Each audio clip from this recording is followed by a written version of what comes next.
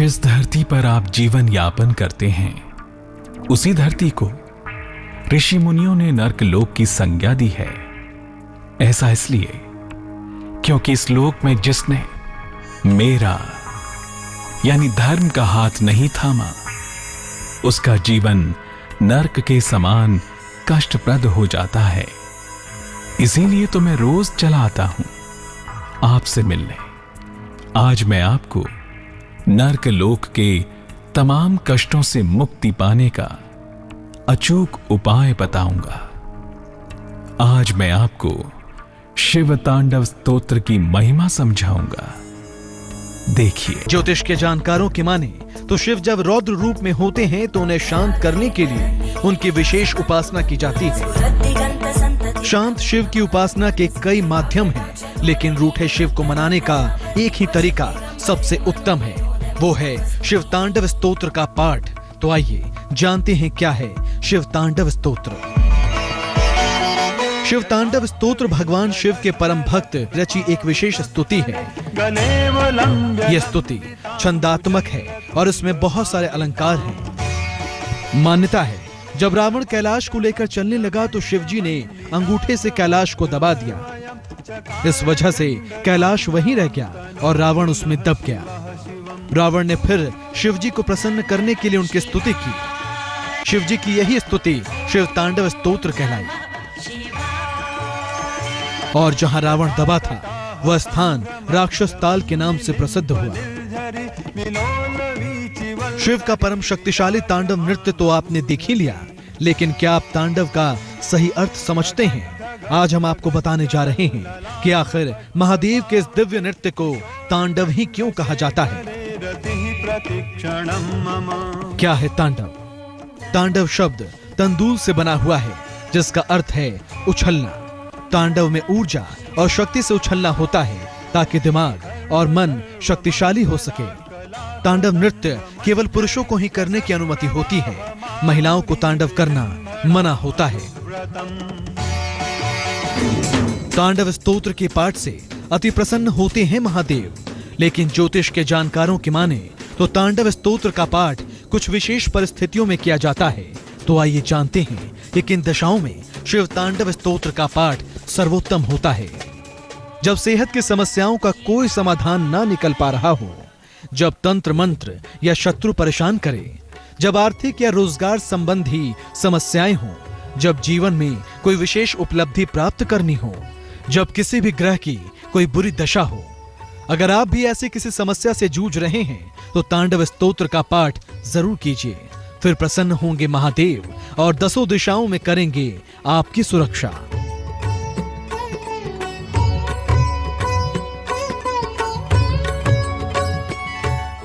शिव कृपा का भागी बनता है शिव तांडव स्तोत्र का पाठ। ये विशेष स्तुति करके आप महादेव को शीघ्र प्रसन्न करके मनचाहा वरदान पा सकते हैं।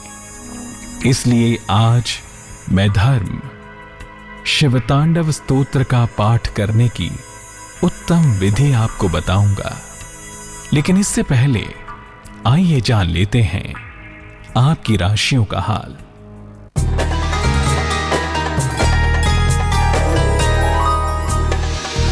मेष, धन की स्थिति अच्छी बनी रहेगी।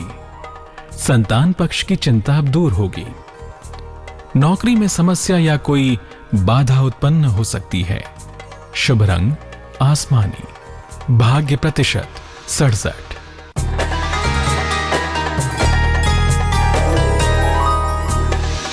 वृष, कारोबार में आकस्मिक लाभ का योग बन रहा है।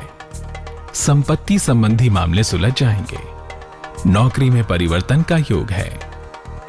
शुभ रंग लाल। भाग्य प्रतिशत 79।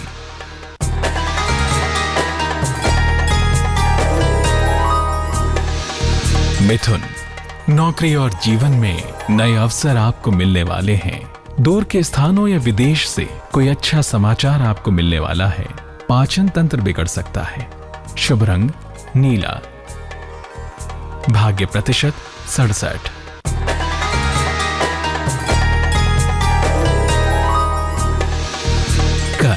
आर्थिक पक्ष मजबूत होगा, सेहत अच्छी रहेगी, कारोबार में विस्तार हो सकता है। शुभ रंग क्रीम। भाग्य प्रतिशत 71।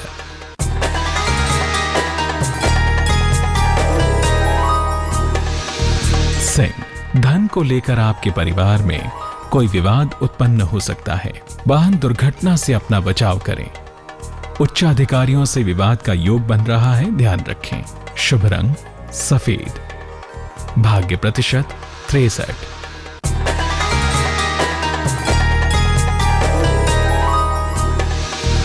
कन्या, आकस्मिक धन का लाभ हो सकता है। परिवार में कोई मंगल कार्य होगा। यात्रा करना शुभ रहेगा। शुभ रंग हरा। भाग्य प्रतिशत 79।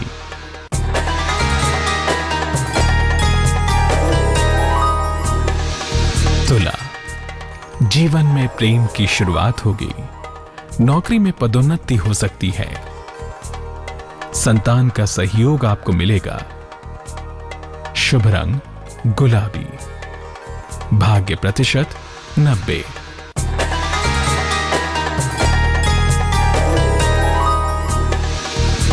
वृश्चिक, मुकदमों में समस्या आ सकती है। हड्डियों की समस्या से अपना बचाव करें। धन का खर्च थोड़ा बढ़ा हुआ रहेगा। शुभ रंग नारंगी।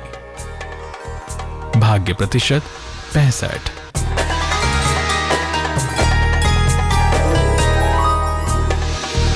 धनु, कोई पुराना मित्र आपका मददगार हो सकता है। विवाह तय होने का योग है। रुके हुए काम पूरे होंगे। शुभ रंग पीला। भाग्य प्रतिशत 87।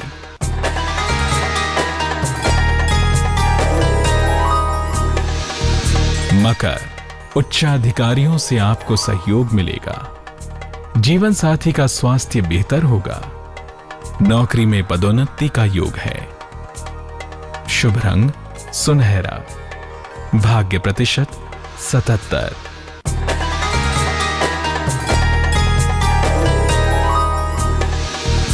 कुंभ, आपका दिन आलस्य से भरा रहेगा।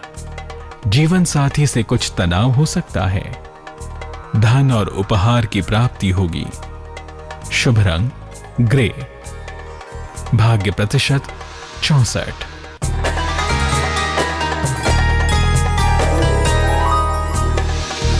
मीन, मान सम्मान और उपहार की प्राप्ति होगी। कला संगीत के क्षेत्र में जो लोग हैं उनको लाभ होने की संभावना है। विवाह के मामले सुलझ जाएंगे। शुभ रंग सफेद। भाग्य प्रतिशत 95।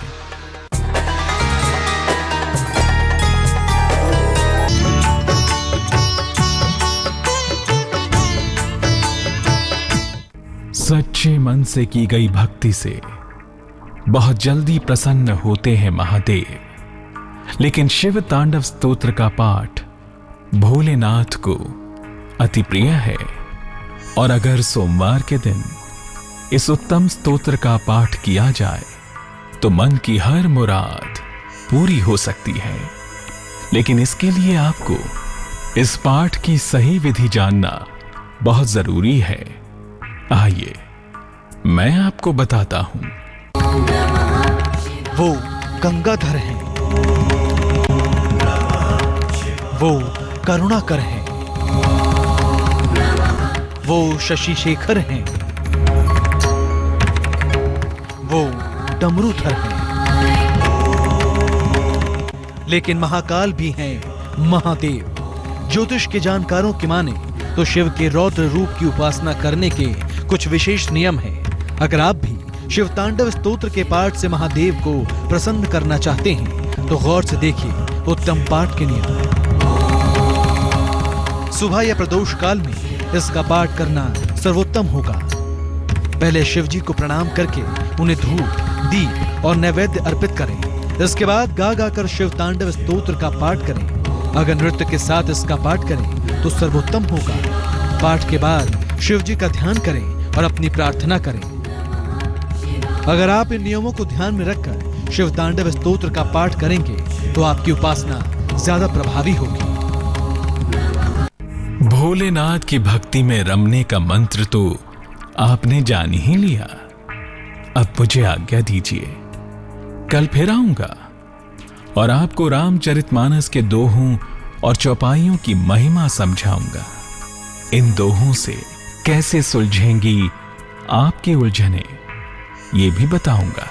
तो कल जरूर आइएगा। अलविदा।